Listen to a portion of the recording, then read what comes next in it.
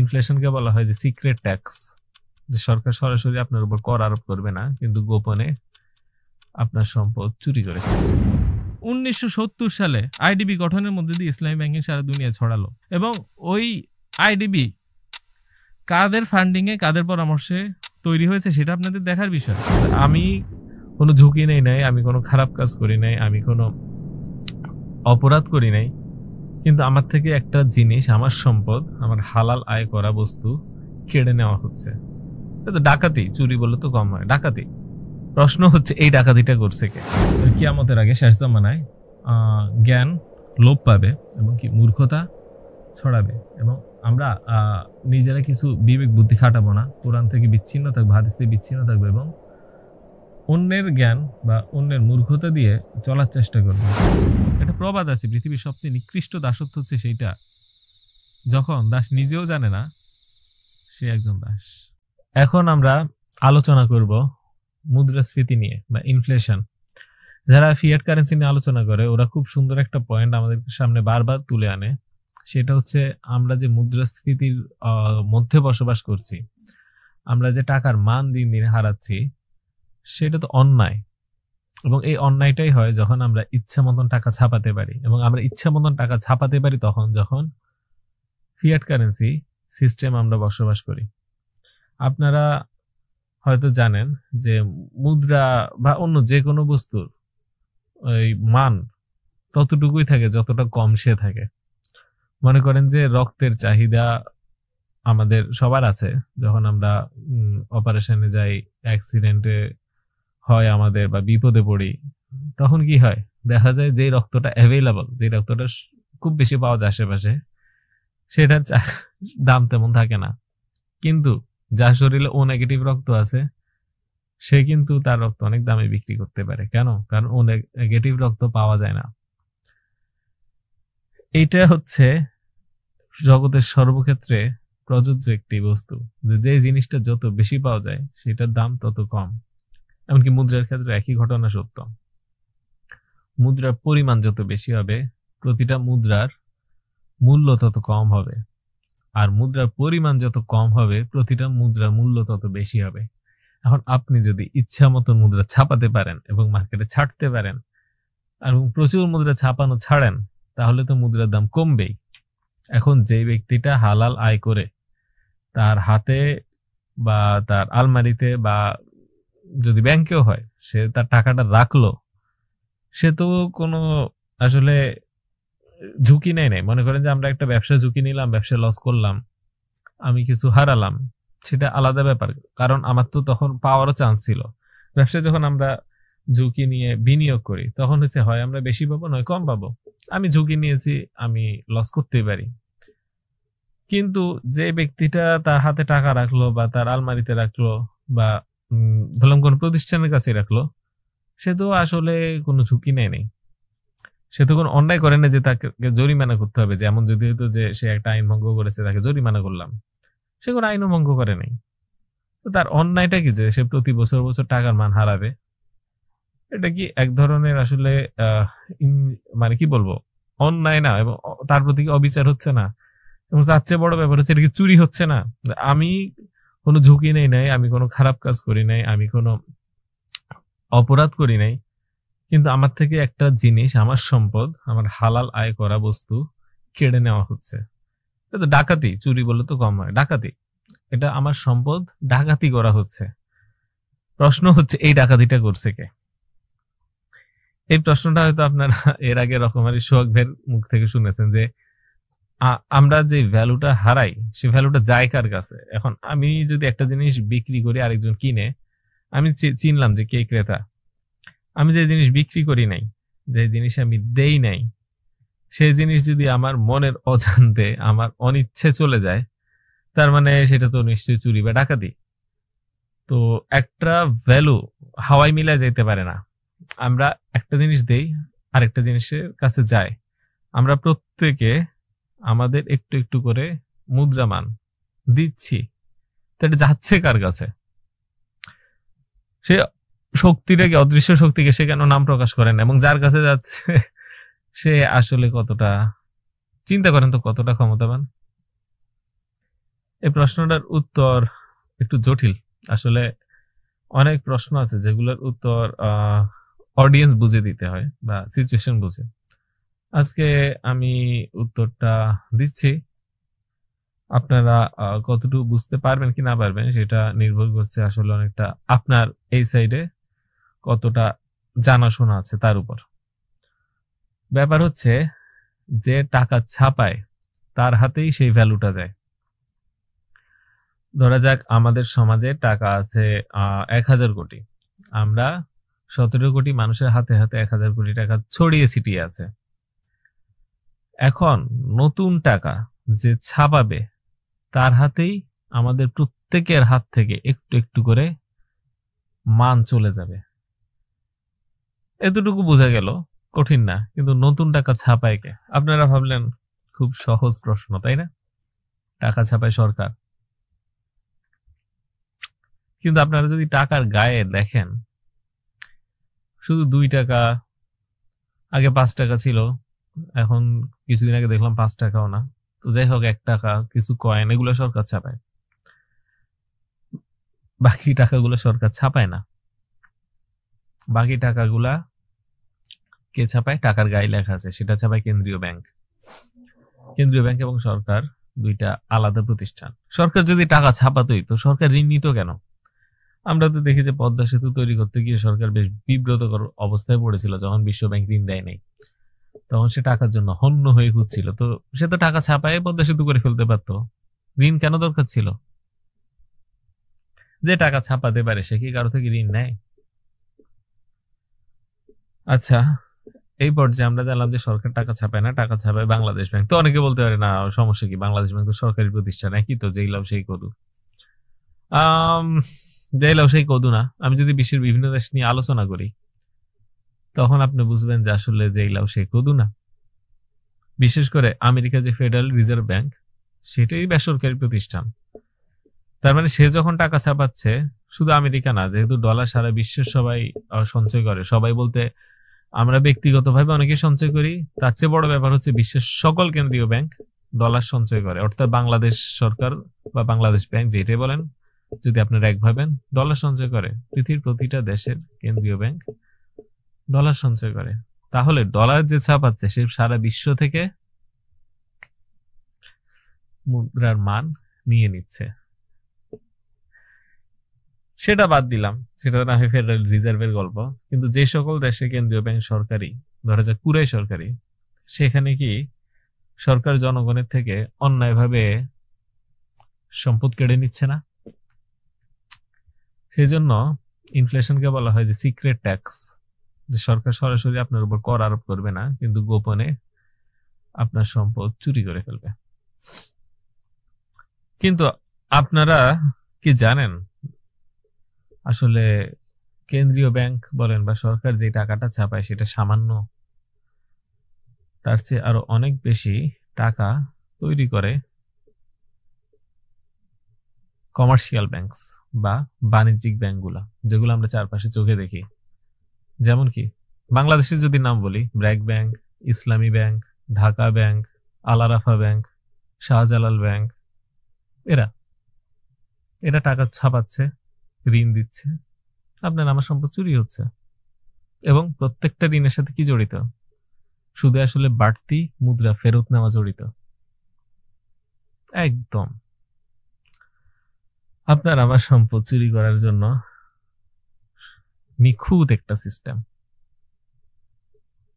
যেটাকে আবার ইসলামী লেভেলও দেওয়া হয়। এই যে এই সিস্টেমটা এইভাবে দাঁড়ালো এবং আমরা যে এইভাবে জুলুমের শিকার হচ্ছি, সেগুলো নিয়ে কেউ কথা বলে না কেন? অর্থনীতি বিষয়ে যারা পড়াশোনা করে তাদের বেশিরভাগ এই সিস্টেম জানেই না। আমাদের পাঠ্যবইতে এগুলো লেখা হয় না, ফাইন্যান্সের বই পড়েন এগুলো স্পষ্ট করে লেখা হবে না। কিন্তু এই জিনিসগুলো সত্য। আজ পর্যন্ত কেউ আমাকে চ্যালেঞ্জ করলো না, কারণ তারাও জানে সত্য। একেবারে পড়াশোনার সর্বোচ্চ পর্যায়ে গিয়ে আপনি এক পর্যায়ে জানতে পারেন যে না, এরকম জিনিসগুলো আছে। তখন আপনি জ্ঞানের এমনই পর্যায়ে থাকেন যে আপনারা দুই জ্ঞানী মিলে আলাপ করেন। তো এগুলা পাবলিক লেভেলে আসেই না। আমি চেষ্টা করছি লেখালেখি এবং কথার মধ্যে দিয়ে এগুলা আপনাদের পর্যায়ে নিয়ে আসতে। এর সমাধান কি আপনারা অনেকে প্রশ্ন করবেন। আজকের ভিডিও সমাধান নিয়ে না, আগে সমস্যাটা ভালো করে বুঝে নিন। তাহলে আমরা দেখছি, প্রথমে যদি আমেরিকাকে আলাপ করি, আমেরিকার যেই কেন্দ্রীয় ব্যাংক সেটা বেসরকারি এবং সেই ব্যাংকের মালিকরা সারা বিশ্ব থেকে সম্পদ চুষে আনতে পারে, কারণ সারা বিশ্বই ডলার সঞ্চয় করে। তারপরে যে আমেরিকার কমার্শিয়াল ব্যাংক, তারাও ডলার উৎপন্ন করতে পারে। এই যে ডলার উৎপন্ন করার যে সিস্টেম একটা ব্যাংকের, সেটার নামই ফ্র্যাকশনাল রিজার্ভ ব্যাংকিং সিস্টেম। এই টার্মটা আপনারা লেখে ইন্টারনেটে সার্চ করবেন, দেখবেন না যা আমি বললাম ঠিক তাই পাবেন। তার মানে এই ডাটাগুলো পাবলিকলি অ্যাভেলেবল, এই কথাগুলা সত্য এবং এই কথাগুলো সবখানে লেখা আছে, কিন্তু কেউ বলে না। টিভিতে কখনো কোনো অর্থনীতিবিদকে দেখবেন না এগুলো নিয়ে বলছে এবং বললো যে এই সমস্যাটা আপনাদের, যে সবার গণহারে সম্পদ চুরি হচ্ছে এবং কিছু অল্প কিছু লোকের হাতে কুক্ষিগত হচ্ছে, সেই সমস্যাটা নিয়ে কেউ কথা বলে না। এবং আমরা যারা বলি তারাও কিন্তু ওসব জায়গায় স্পেস পায় না। আল্লাহ যদি চায় নিশ্চয়ই একসময় হতে পারে, কিন্তু এই মুহূর্তে যেটা, যে মনে হয় যেন সত্য থেকে যারা অসত্যের জাল দিয়ে মানুষের সম্পদ চুষে খাচ্ছে, পালায় বেড়াচ্ছে, বলা যায় যে একরকম পালায় বেড়ায়, যে মানে যেন আমি এক্সিস্ট করি না। কেন? কারণ তাদের তো ভয় সত্যটা জানা হয়ে যাবে সবার, এটাই তো ভয়। কিন্তু আপনি ফ্র্যাকশনাল রিজার্ভ ব্যাংকিং লেখে সার্চ করেন, দেখেন সবই চলে আসবে। আমি হয়তো দেখবেন যে আপনার কাছে অদ্ভুত লাগতে পারে আমি যা বলছি, কিন্তু this is what it is, this is the fact. এইবারে আপনারা জানলেন যে এই ফ্র্যাকশনাল রিজার্ভ ব্যাংকিং কি, কিভাবে মানুষের সম্পদ চুরি হয়, এবং আমেরিকার যে ডলার সিস্টেম সেটা কতটা প্রাইভেটাইজড। শুধু আমেরিকা বা বাংলাদেশ না, পৃথিবীর প্রতিটা দেশের যে মুদ্রা ব্যবস্থা সেটা এমনই, যেমনটা আমি বললাম। সারা বিশ্বই যে সুদ এবং সুদের যে মুদ্রা ব্যবস্থা, যে ফ্র্যাকশনাল রিজার্ভ ব্যাংকিং, যেভাবে মানুষের সম্পদ চুরি এবং ফিয়াট কারেন্সি, সারা বিশ্বে এই সিস্টেম প্রতিষ্ঠা হয়ে গেছে। এবং যে দেশগুলোতে এগুলো প্রতিষ্ঠা করা যাচ্ছে না, সেগুলোই হয়ে যায় বিশ্ব মিডিয়া শত্রু। তাদের যে গ্লোবাল নেটওয়ার্ক, সেটার প্রভাব যে সকল দেশে নাই, তারাই হয়ে যায় সন্ত্রাসী রাষ্ট্র। আর যারা এই বলয়ের মধ্যে যত বেশি আবদ্ধ এবং যত বেশি পরাজিত, তারাই হয়ে যায় উন্নত রাষ্ট্র। দুঃখজনক, কিন্তু এটাই বাস্তবতা। আশা করি আজকে আপনাদের জানা হলো এবং হয়তো অনেকেরই ঘুম ভাঙলো। তো আমার অনুরোধ, জিনিসগুলো ভুলে যাবেন না। ভিডিও শেষ হয়ে যাবে, আপনার চেতনা যেন শেষ না হয়। ইসলামে যে শাসন ব্যবস্থা, সেখানে সর্বময় ক্ষমতার অধিকারী কিন্তু শাসক না, ক্ষমতা আল্লাহর। তার হাতে, শাসকের হাতে আইন তৈরি করারও কোনো ক্ষমতা নেই। এমনকি সাহাবীরা খলিফাকে বলতো যে আমার তলোয়ার ততক্ষণ তোমার সাথে আছে যতক্ষণ পর্যন্ত তুমি কোরআনের সাথে, আল্লাহর আইনের সাথে আছো, এবং যদি তুমি আল্লাহর বিরুদ্ধে যাও, আমার তলোয়ার তোমার বিরুদ্ধে যাবে। মানে শাসকের তো ক্ষমতা নেই, সে হচ্ছে কি যে অন্য একজনের এজেন্সির সিইও। মানে আল্লাহ যে আইন, সেটা পৃথিবীতে বাস্তবায়িত হবে। এই পৃথিবী আল্লাহর, এই সমস্ত জমি আল্লাহর। এখানে আল্লাহর জাস্ট একটা সিইও হিসেবে সে দায়িত্ব পালন করছে। এর চেয়ে বেশি কিন্তু না। ইসলামী যে ব্যবস্থায়, সেখানে শাসকের ক্ষমতা কিন্তু এর চেয়ে বেশি না। সে নিজের ইচ্ছা মতন আইন করতে পারে না, নিজের ইচ্ছা মতন অন্যের অর্থনৈতিক জীবন নিয়ন্ত্রণ করতে পারে না, নিজের ইচ্ছা মতন অন্যের থেকে সম্পদ চুরি করতে পারে না, নিজের ইচ্ছা মতন মানুষকে কি লেখাপড়া করবে, কি শিখবে, সেটা কিছুই করতে পারে না সে।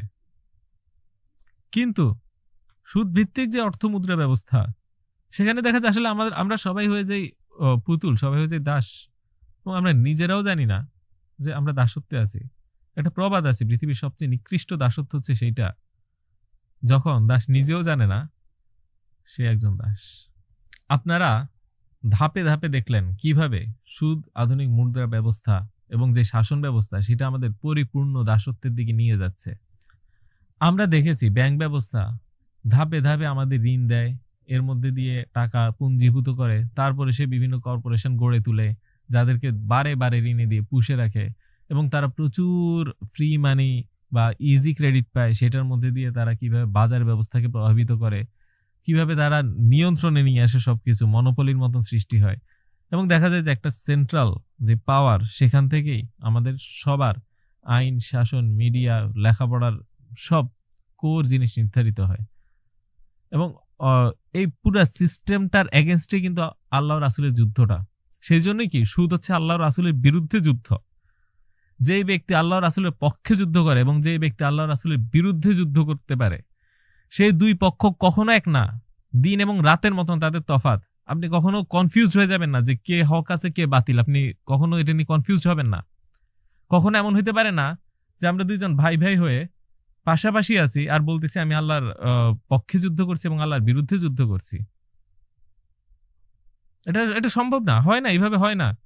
আল্লাহ রাসূল আর আবু জেহেল কখনো এক হইতে পারে না। এবং দুইজন একই প্রতিষ্ঠানের আন্ডারে কাজ করে, একই মালিকের পক্ষে হয়ে কাজ করে বলতে পারে না যে আমরা দুইজন একজন আরেকজনের বিরুদ্ধে যুদ্ধরত আছি। আপনারা আজকে দেখেন যে বিভিন্ন ব্যাংকে গেলে একই ব্যাংকের একটা ব্রাঞ্চ ইসলামিক আর একটা ব্রাঞ্চ সুদী, মালিক একই। তার মানে কি এক মালিক নিজেই নিজের সাথে যুদ্ধ করছে নাকি?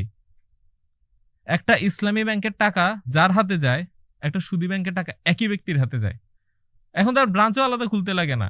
একই বিল্ডিং এ দুইটা টেবিল থাকে, টেবিলের ডান পাশে একজন বাম পাশে একজন। আপনি যান, হ্যাঁ আপনি সুদ পছন্দ হলে ডাইনে যান, সুদ অপছন্দ হলে বামে যান। একই মালিক, একই বিল্ডিং, একই প্রতিষ্ঠান, দুইজনই কলিগ, সুসম্পর্ক। এইটা কি একটা আল্লাহর পক্ষে যুদ্ধ আর একটা আল্লাহর বিরুদ্ধে যুদ্ধ? তার কি আমাদের সাথে তামাশা করছে? এই যে এতক্ষণ ধরে যে পুরো সিস্টেম বুঝালাম, একটা বার বলেন তো ইসলামী ব্যাংক কি সিস্টেমের অংশ নাকি সিস্টেমের এগেনস্টে যুদ্ধ করছে এমন একটা অংশ? বাংলাদেশের সব ব্যাংককে যদি আমি আজকে এক রাতে ইসলামী ব্যাংক বানাই, আগামীকাল কি বাংলাদেশের পুরো অর্থ ব্যবস্থার বিরুদ্ধে যুদ্ধের মতন কোন একটা পরিবর্তন আসবে নাকি যা আছে তাই থাকবে?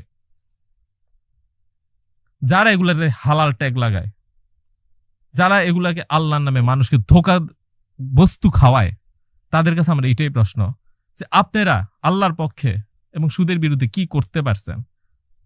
পুরা যে সিস্টেম, সেই সিস্টেমের একটা অংশ ছিলেন আপনারা।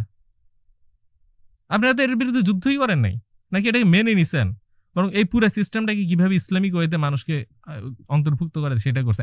আজকে আপনাদের প্রমাণ করে ছাড়তে হবে কিভাবে এটা সম্ভব। একই মালিকের পক্ষ হয়ে আমরা দুইজন কাজ করতেছি, একজনকে টাকা দিচ্ছি, একসাথেই খাই বসি, কিন্তু একজন আল্লাহর পক্ষে যুদ্ধ করে, একজন আল্লাহর বিরুদ্ধে যুদ্ধ করে। কিভাবে এটা সম্ভব? দুইজন একই মালিকের জন্যই কাজ করছি, আমাদের দুইজনের মালিক এক, দুইজনের উদ্দেশ্য এক, কিন্তু একটা আল্লাহর পক্ষে যুদ্ধ আর একটা আল্লাহর বিরুদ্ধে যুদ্ধ। এবং প্রত্যেকটা মানুষের মনে কনফিউশন সৃষ্টি হয়ে যায় যে দুইটার মধ্যে তফাৎ কি। প্রতিদিন আমার কাছে প্রশ্ন আসে, বা আসতো, এখন তো মানুষ জেনে গেছে যে দুইটার মধ্যে আদৌ কি কোনো তফাৎ আছে? আপনি কি কখনো এইভাবে বলতে পারেন যে রাসূল সাল্লাল্লাহু আলাইহি ওয়াসাল্লাম এবং আবু জেহেল দুইজনকে দেখলাম, কিন্তু আমি নিশ্চিত না দুইজনের মধ্যে আদৌ কোনো তফাৎ আছে কিনা? নাউজুবিল্লাহ। আজকে এইরকম একটা কঠোর বাস্তবতায় আমরা আছি। আপনারা হয়তো অনেকেই জানেন না যে ইসলামী ব্যাংক আসলে কেমনে ঋণ দেয়, বা ইসলামী ব্যাংক নামের আগে ইসলাম লাগায়, এটার মানে যুক্তিটা কি, কবে তৈরি হয়েছে? সুদ কি রাসূল সাল্লাল্লাহু আলাইহি ওয়াসাল্লাম বা সাহাবীদের যুগে ছিল না? আমি জানি না কোন যুগে বেশি ছিল, কিন্তু সাহাবীরা চাইলে একটা ক্যাশ বক্স নিয়ে বসে থাকতে পারতো না এবং বলতে পারতো না যে না আমরা আগে সুদের ব্যবসা করতাম, এখন ইসলামী ব্যাংকিং করি? পারতো। কেন পারতো? ইসলামী ব্যাংক কিভাবে ঋণ দেয়? আপনি যখন ঋণ নিতে আসবেন তখন সে বলে যে আচ্ছা আপনি টাকা নিয়েন না, আমি আপনাকে ওই জিনিসটা কিনে দিই, আপনি একটু বেশি টাকা ফেরত দিয়েন। তো সাহাবীরা তো এটা করতেই পারতো। আগে যে ব্যক্তি সুদে ঋণ নিত বা সুদে ঋণ দিত, সে কিন্তু ইসলামে আসার পরেও বলতে পারতো একজনকে যে আচ্ছা আপনি কি কিনে দেন, আমি কিনে দেই, আপনাকে একটু বেশি টাকা ফেরত দিয়েন। এটা তো কোনো প্রযুক্তি না। এমন যদি হতো যে এটা একটা রকেট লাগে কিংবা একটা সুপার কম্পিউটার লাগে, তাছাড়া এই সিস্টেম ইমপ্লিমেন্ট করা যায় না, তাহলে আমরা বলতে পারতাম বর্তমান প্রযুক্তির কারণে ইসলামের এই দরজা উন্মুক্ত হয়েছে, যেটা আগে কোনোদিন উন্মুক্ত ছিল না। কিন্তু আপনি যাবেন যে হ্যাঁ আমি ধরা যাক আমি ইসলামী ব্যাংক, আপনি আমার কাছে ঋণ নিতে আসলেন, আমি 1 কোটি টাকা ঋণ দিব। আমি বললাম ভাই সরাসরি তো টাকা দেওয়া যায় না, আপনি যা যা লাগবে এই 1 কোটি টাকা দিয়ে কিনে ফেলেন, তারপরে আমাকে এই 1 কোটি 20 লাখ টাকা ফেরত দিয়েন। তো তখন আপনি প্রশ্ন করবেন যে ভাই 1 কোটি টাকা দিয়ে কিনে ফেলবো, এটা তো আমি যে কোনো ব্যাংক থেকে নিলেই কিনতাম, তো আপনি কেন ইসলামী হলেন? তো তখন আমি বলি, আরে ভাই আপনি তো 1 কোটি টাকা দিয়ে আমার জন্যই মাল কিনবেন, আবার আপনি নিজে নিজের কাছে বিক্রি করবেন 1 কোটি 20 লাখ টাকায়, তারপরে দিয়ে দিবেন 1 কোটি 20 লাখ টাকা। তো এখন আমার প্রশ্ন হচ্ছে, রাসূলের যুগে যে সাহাবীরা আগে এই এই 1 কোটি টাকা দিয়ে 1 কোটি 20 লাখ নিত, সে কি একজন কাস্টমারকে বলতে পারতো না যে আপনি আপনার নিজের নামে কিনে ফেলবেন, নিজের কাছে বিক্রি করবেন, তারপর এটা দিয়ে? করে নাই তো। সাহাবী তো দূরে থাক, খুলাফায়ে রাশিদিনদের যুগে কেউই করে নাই। তারপরে কে, আব্বাসীয় যুগে উমাইয়াদ, তারপরে আপনার ওসমানিয়ান, কেউই করে নাই। আমরাই এত জ্ঞানী হলাম যে এটা এই জিনিসটা আবিষ্কার করতে পারলাম নাকি? এটা তো খুব সহজ একটা চিন্তা। করে নাই কেন? তাদের বুদ্ধি ছিল না নাকি? জ্ঞান বুদ্ধি কিছু ছিল না, আমরাই জ্ঞানী হয়ে গেছি নাকি? তারা এটা কি পুরো একটা বাতিল সিস্টেম বলে গ্রহণই করে নাই? উত্তর আপনারা দিবেন, আমি উত্তর দিব না। আপনি হয়তো আমার চেয়ে আরো বেশি যোগ্য এটার উত্তর দেওয়ার জন্য, আপনি দেন। আমি তো প্রশ্ন করে গেলাম। 1970 সালে আইডিবি গঠনের মধ্যে দিয়ে ইসলামী ব্যাংকিং সারা দুনিয়া ছড়ালো, এবং ওই আইডিবি কাদের ফান্ডিং এ, কাদের পরামর্শে তৈরি হয়েছে সেটা আপনাদের দেখার বিষয়। একটু ইতিহাসটা দেখবেন। আপনার এই ইসলামী ব্যাংক কনসেপ্ট আসার পরে এটার বিরুদ্ধে আলেমরা সম্মিলিতভাবে লিখিত একটা ফতোয়া দিয়েছে যে না, এটা ভণ্ড সিস্টেম। সেই বইটা সম্প্রতি অনুবাদ হয়েছে। এটা কি আপনি জানেন? আপনি তো তখন আমার কথা শুনলেন, নিজের বিবেক দিয়ে প্রশ্ন করেন তো, আল্লাহ তো আমাদের জন্য সুদকে খারাপ বলেই হারাম করেছে। যদি আমরা এইভাবে একজনকে 1 কোটি টাকা দিয়ে বলি, মনে করেন আপনার প্রতিনিধি নিজে মাল কিনলেন, নিজের কাছে নিজে বিক্রি করলেন, তারপর 1 কোটি 20 লাখ ফেরত দিলেন, তো অর্থনৈতিক ভাবে কি কোনো তফাৎ আছে? আমি বাংলাদেশ ইসলামী ব্যাংকের শরিয়া বোর্ডের আচ্ছা আমি নাম বলবো না, যেহেতু উনি মানা করছে নাম বলতে, ওনাকে প্রশ্ন করলাম যে অর্থনৈতিক ভাবে আসলে আপনি কোন ব্যাংকে যে ভিন্ন কিনা? উনি বলেন না, অর্থনৈতিক ভাবে তেমন কোনো পার্থক্যই নেই আমাদের। এবং আমি বললাম বাংলাদেশ সব ব্যাংক ইসলামী করলে কি আসলে বাংলাদেশ অর্থনৈতিক কোনো পরিবর্তন আসতো? বলতো না, আসতো না। তাহলে কেমনে একটা হালাল একটা হারাম হয়? সুদ অর্থনৈতিক ভাবে খারাপ দেখেই তো সুদ হারাম, তখন ধরে তো এই আলোচনাটাই হলো নাকি? আমরা অর্থনৈতিক ভাবে সুদের মতন খারাপ একটা হালাল বস্তু সমস্যা কি, কিয়ামতের আগে শেষ জামানায় জ্ঞান লোপ পাবে এবং কি মূর্খতা ছড়াবে, এবং আমরা নিজেরা কিছু বিবেক বুদ্ধি খাটাবো না, কোরআন থেকে বিচ্ছিন্ন থাকবো, হাদিস থেকে বিচ্ছিন্ন থাকবো, এবং অন্যের জ্ঞান বা অন্যের মূর্খতা দিয়ে চলার চেষ্টা করব। তো এই প্রভাবটা যেন আপনাকে প্রভাবিত না করে। হতে পারে আমার কোনো কথায় ভুল আছে, ফাঁক আছে, আমাকে অবশ্যই জানাবেন। কিন্তু এমনও হতে পারে যে আমাদের সবাইকে ভুল বোঝানো হচ্ছে, এবং যে মানুষটা কোনোদিন সুদের বলয়ে যুক্ত হতো না, সেই মানুষটাও আজ সুদের প্রভাবে ধ্বংস হচ্ছে। আমি এমন একজনকে চিনি যিনি ইসলামী ব্যাংকের বিরুদ্ধে কোর্টে যান যে আমার যখন ব্যবসা বন্ধ হয়ে যায় তারপরেও কেন সুদ বৃদ্ধি পাচ্ছিল। আমরা তো জানি যে ব্যবসা লেনদেনের মধ্যে দিয়ে কি টাকা সৃষ্টি হয়, কিন্তু একজনের ব্যবসা বন্ধ, তার ব্যবসা অফ, কোনো লেনদেন নাই, কিন্তু দিন দিন তার দেনা বাড়তেছে। এটা সুদ। কিভাবে এটা ইসলাম ব্যাংক করতে পারে সেটা নিয়ে কোর্টে মামলা চলছে। এবং আরো একজনকে চিনি যার সুদের পরিমাণ এত বেশি বৃদ্ধি পাইছে যে সে এই চিন্তায় অস্থির হয়ে গেছিল, সম্প্রতি জানতে পারলাম সে মারা গেছে। এটা ইসলাম, তাই না? নাউজুবিল্লাহ। আল্লাহ আপনাকে আমাকে সকলকে পবিত্র রাখুক, এবং আমাদেরকে একটু চিন্তা করার করতে সাহায্য করুক যে সমাধানটা কি। একটু আগে যে পুরা কারাগারের আমি একটা চিত্র দিয়েছিলাম, সেই কারাগার থেকে মুক্ত হওয়ার কোনো মাধ্যম যেন আমরা বের করি, এবং সেটা কি হতে পারে সেটা নিয়ে আলোচনা করি ইনশাআল্লাহ। পরবর্তী ভিডিওতে সেই আলোচনাতেই যাব, সাথেই থাকুন। ধন্যবাদ। অনেক আলোচনা হয়ে গেল আজকে। আপনারা জানলেন যে টাকা কি, আমাদের টাকা এবং ব্যাংকের মধ্যে যে সুনিবিড় সম্পর্ক সেটা কি। আপনারা আরো জানলেন সুদের ক্ষতিকর প্রভাব কি, এবং সুদ যখন রন্ধ্রে রন্ধ্রে প্রবেশ করে তখন সমাজের উপর কিভাবে তারা ক্ষমতা বিস্তার করে, এবং কিভাবে সেটা আল্লাহ এবং রাসূলের বিরুদ্ধে যুদ্ধ হয়। সবশেষে আমরা জানতে পারলাম যে আমরা যখন সমাধানের দিকে যাইতে চাই তখন আমরা কখনো কখনো ভুল পথে পরিচালিত হইতে পারি, এবং এমনও হইতে পারে যে সমাধান সন্ধান করতে গিয়ে আমরা ঘুরে ফিরে সুদের মডেলেই চলে গেছি, শুধুমাত্র একটু পাশ কাটালাম বা একটু হিলা বাহানা করলাম। কিন্তু প্রকৃত সমাধান কি? আমাকে যখন কেউ প্রশ্ন করে তখন আমি বলি সমাধান সেইটাই যেটা আগেও ছিল। অর্থাৎ সুদ মুক্ত একটা সমাজেই তো হচ্ছে সমাধান। সুদ নাই, সমাধান হয়ে গেছে। কঠিন কিছু না তো। মানে রাসূল সাল্লাল্লাহু আলাইহি ওয়াসাল্লাম তো এসে জটিল জটিল ম্যাথমেটিক্যাল মডেল পিএইচডি থিসিস আনতে লাগেনি, বলেছে সুদ নিষিদ্ধ, সুদ নিষিদ্ধ, শেষ। তারপরেই মানুষ সমাধান আবিষ্কার করে নিছে। আপনাকে বলা হলো যে আচ্ছা মিথ্যা কথা বলা ছাড়া তো চলতে পারি না, মিথ্যার সমাধানটা কি, মিথ্যার বিকল্প কি? মিথ্যার কোনো বিকল্প লাগে না, মিথ্যার কোনো সমাধান লাগে না। মিথ্যা নিজেই নিষিদ্ধ, মিথ্যাকে সমাজ থেকে উচ্ছেদ করে দিলেই সমাধান। এখন ব্যাপার হচ্ছে আমরা এত বেশি অভ্যস্ত হয়ে গেছি সুদের মধ্যে যে আমরা মনে করছি যে এটা ছাড়া চলবো কিভাবে। তখন মনে করেন যে আপনি যখন কারাগারে থাকেন এবং আপনাকে নিয়মিত খাদ্য দেওয়া হয়, আপনি দেখেন মাথার উপরে ছাদ আছে, নিজেকে কষ্ট করে ফসল ফলাতে হয় না, নিজেকে কষ্ট করে ঘর বাড়ি নির্মাণ করতে হয় না, তখন যদি আপনাকে বলে কারাগারে বাহিরে যাও, আপনি বলবেন না, কারাগার ছাড়া কেমনে বাঁচবো, এটা ছাড়া তো সম্ভব না। সুদের ব্যাপারে আমাদের সম্পর্ক হয়ে গেছে ওইরকম। সুদ নিবেন না, সেটাই তো সমাধান। এখন রাষ্ট্রীয়ভাবে সুদ বন্ধ করে দেওয়া হোক, রাষ্ট্রীয়ভাবে আমাদের মুদ্রা ব্যবস্থাটাকে ইসলামী মুদ্রা ব্যবস্থা করা হোক। তারপরে কিভাবে ব্যবসা করবেন, কিভাবে ঋণ নিবেন, সে প্রশ্নই থাকবে না। আপনি বলছেন যে কারাগার ছাড়া কিভাবে খাবো, কিভাবে পড়বো, কিভাবে ঘুমাবো। এখন আপনাকে কারাগার থেকে বের করে দেওয়ার পরে আপনি তো রাস্তায় নিজেরটা নিজেই খুঁজে বের করবেন, সেটা অসম্ভব কিছু না। এভাবে তো মানুষ চলছে হাজার বছর। বর্তমানে আমরা একটা খারাপ অবস্থায় আছি দেখে তার মানে এই না যে ভালো কোনো অবস্থা নাই। আপনারা অনেকে প্রশ্ন করতে পারেন এই মুহূর্তে আমি কি করব। আমি তো আপনার কথা শুনলাম, আমি তো এই ব্যাপারে এখন অ্যাওয়্যার, আমি এই ব্যাপারে সচেতন, আমি কিভাবে বাঁচবো? ব্যক্তিগতভাবে এই সমাজের মধ্যে থেকে আপনি বাঁচতে পারবেন না।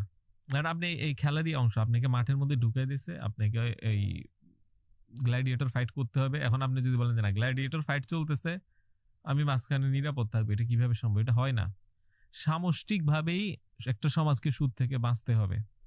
আমাদের যে মুদ্রা ব্যবস্থা, এটা থেকে আপনি সামষ্টিকভাবে বাঁচতে পারবেন। এখন যদি কিছু পরামর্শ থাকে সেটা দিতে পারি, যেন আপনি সুদের প্রভাব জীবনে সর্বনিম্ন নিয়ে আসতে পারেন। আমি এখন আলোচনা করব কিভাবে আমরা সবচেয়ে সেফ থাকি এবং সবচেয়ে পবিত্র থাকি সেইটা নিয়ে। প্রথমত আপনি যা করতে পারেন সেটা হচ্ছে আপনি ব্যাংকে যত কম সম্ভব লেনদেন করবেন এবং টাকা যত কম সম্ভব জমা রাখবেন, এবং মোবাইল ব্যাংকিং এও জমা রাখবেন কম। আপনি ব্যাংকে লেনদেন করতে পারেন, সমস্যা নেই, বা বিকাশে লেনদেন করতে পারেন, রেমিটেন্স পাঠাতে পারেন, আপনার বিভিন্ন গ্যাস বিল দিতে পারেন, ইত্যাদি যে অন্যান্য আনুষঙ্গিক কাজ যেটা সুদের সাথে সম্পৃক্ত না সেগুলো করতে পারেন, এটা সমস্যা না। কিন্তু সুদের জন্য আমরা কোনো এই, পক্ষের শক্তি হিসেবে অংশগ্রহণ করবো না। আমরা ব্যাংকে টাকা জমা করব না, আমরা ব্যাংকে থেকে ঋণ নিব না। আরেকটা ব্যাপার হচ্ছে আমরা যখন নিজেরা সম্পদ সঞ্চয় করব, সেটা মাল বা জমি বা কোনো একটা দোকান হতে পারে, বা নিজে প্রয়োজনে আত্মীয় স্বজনকে উপহার দিব, দাওয়াত খাওয়াবো, বা নিজের জন্যই কিছু একটা কিনে নিব। কিন্তু এটা যেন আমরা ব্যাংক ব্যবস্থায় সঞ্চয় না করি। এখন অনেকে বলতে পারেন যে না, ছোট ছোট সঞ্চয় করে বড় হওয়ার পরে তো একটা কাজ করি, তো যদি কোনোভাবে কিস্তিতে কিনা সম্ভব, যেমন কিস্তিতে জমি কিনা বা কিস্তিতে ফ্ল্যাট কিনা, সেটা করতে পারেন। আমরা চাবো যে ব্যাংক থেকে যতটা সম্ভব নিজের কে দূরে রাখি। শেষ জমায় এমন একটা সময় আসবে যে কেউই সুদের থেকে মুক্ত হতে পারবেন, এবং প্রত্যেকে একটু ধুলা হলেও লাগবে। তো আপনি যদি মনে করেন যে এখন ওই জমানায় আছেন, আপনি এই ধুলার চেয়ে বেশি কিছু লাগাবেন না, সেই চেষ্টা করবেন। পরিপূর্ণ সমাধান যদি চান, এই সমাজ থেকে বের হয়ে যেতে হবে আপনাকে, গিয়ে এমন একটা সমাজে থাকতে হবে যেখানে টাকা পয়সার ব্যবহার খুব কম। এমন আরেকটা হাদিস আছে যে এই একজন মুমিনের এই সবচেয়ে মূল্যবান সম্পদ হবে তার এই মেষপাল, যেটা নিয়ে সে মানে ওই সমাজ থেকে বাহিরে আর কি এরকম চড়ে বেড়াবে এবং ওখান থেকে সে আয় রোজগার করবে। একেবারে 100% শুধুমুক্ত সিস্টেম এটা। এখন আপনি বলতে পারেন যে না, আমি তো সমাজে আছি, বিবাহিত, আমার আত্মীয় আছে, বাবা মা আছে, আমি এটার মধ্যেই থাকবো, এটার মধ্যে কিভাবে, সেটা নিয়ে তো আলোচনা করলাম। আর কেউ যদি বলে না আমি পরিপূর্ণ মুক্ত হতে চাই, তাহলে এই সমাজ বা এই সিস্টেম থেকে বের হইতে হবে। তাছাড়া আপনি ব্যক্তিগতভাবে এটার পরিপূর্ণ সমাধান পাবেন না। আর যদি সামষ্টিকগত ভাবে চান, পুরা দেশের অর্থ মুদ্রা ব্যবস্থাকে পরিবর্তন করতে হবে। তাছাড়া সামষ্টিকগত ভাবে যে সমাধান সেটা নাই। এখন পরিবর্তন করলে কি হবে সেটা আরেকটা লম্বা আলোচনা।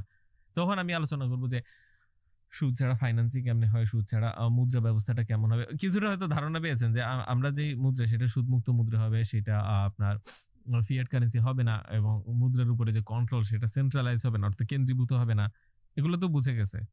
তার পাশাপাশি যে আমরা এখন যে ব্যাংকে থেকে ঋণ নিয়ে পুঁজি সৃষ্টি করি, সেই কনসেপ্টটা কিন্তু তখন থাকবে না যখন টাকা মানুষের হাতে হাতে সত্যিকার অর্থে থাকবে। যে এমন না যে ব্যাংকের টাকাই সব, সেগুলোই ঋণের আকার আমাদের হাতে হাতে ঘুরছে, এই ব্যবস্থা যখন থাকবে না, তখন আপনারা এই প্রশ্ন করবেন না যে ব্যাংকের থেকে ঋণ না নিয়ে ব্যবসা করবো কেমনে, পুঁজি ছাড়া মানে ব্যাংক ছাড়া পুঁজি তৈরি হবে কেমন, তখন কিন্তু এই প্রশ্নই থাকবে না।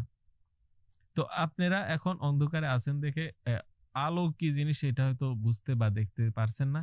তো আমি যেটা বলবো, মুদ্রা ব্যবস্থাকে সঠিক করে যদি রাষ্ট্রীয়ভাবে সুদ নিষিদ্ধ করা হয়, তাহলে সমাধান হয়ে গেছে। এখন আপনি বলেন যে টাকা কেমনে পাঠাবো, টাকা পাঠানোর জন্য তো সুদ প্রয়োজন নাই। আপনি ওয়েস্টার্ন ইউনিয়নে টাকা পাঠান, আপনি একসময় এসে পরিবহনে টাকা পাঠাতেন, এখন ব্যাংক থেকে টাকা পাঠাবেন এক ব্যাংক থেকে আরেক ব্যাংকে, সামান্য কিছু চার্জ কাটছে তো, এটা তো সুদ না।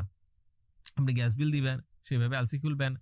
এখন আন্তর্জাতিক লেনদেনের ক্ষেত্রে এলসির ক্ষেত্রে যদি যেখানে সুদ সম্পৃক্ত আছে যেসব বিষয়ে, সেসব বিষয়ে তো আপনি একদিনে সমাধান করতে পারবেন না। কিন্তু এমন না যে এটা এগুলো সমাধান নাই, মানে আমি যখন বলি যে এই সুদের সমাধান নাই, তখন অনেকটা যে আল্লাহর আইনকে এক হিসেবে মানে চ্যালেঞ্জ করা হয়। কেমনে কি, কারণ আল্লাহ আমার জন্য বললো যে একটা জিনিস হারাম, তারপর আমি বলছি এটা সমাধান নাই, তো তার মানে আল্লাহ বললো যে এটা হারাম, আমি হারাম করতে বাধ্য।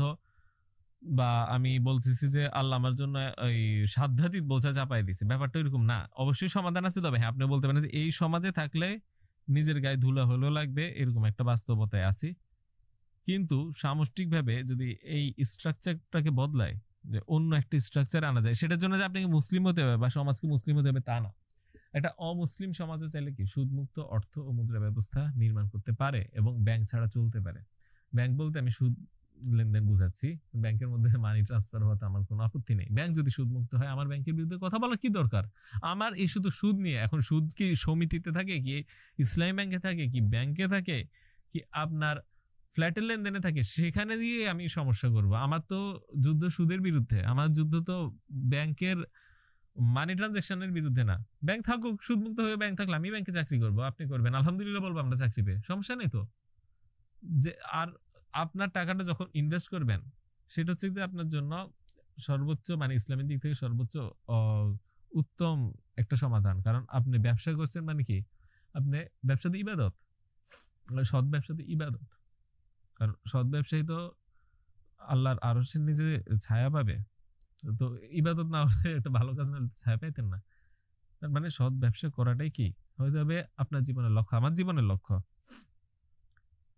এইভাবে আমাদের মাইন্ডসেটটা বদলাতে হবে। খালি টাকা জোগাড় করে ব্যাংকে জমা করবো, এই মাইন্ডসেট নিয়ে বাঁচলে হবে না। টাকা জোগাড় করে হয় খরচ করব, নয় দান করব, নয় আমরা ব্যাংকে রাখবো। দান হচ্ছে আখিরাতের ব্যাংকে জমা করা, যে যত দান করবেন আখিরাতের ব্যাংকে তত জমা হচ্ছে। এটাই তো সমাধান। এতটুকুর মধ্যে দিয়ে আমরা যদি চলতে পারি, ইনশাল্লাহ আপনি আমি অনেকটা নিরাপদে থাকতে পারবো। আর ক্ষুদ্র ঋণ যেটা, সেই ক্ষেত্রে আমরা কর্জে হাসানার ব্যাপক বিস্তার করতে পারি।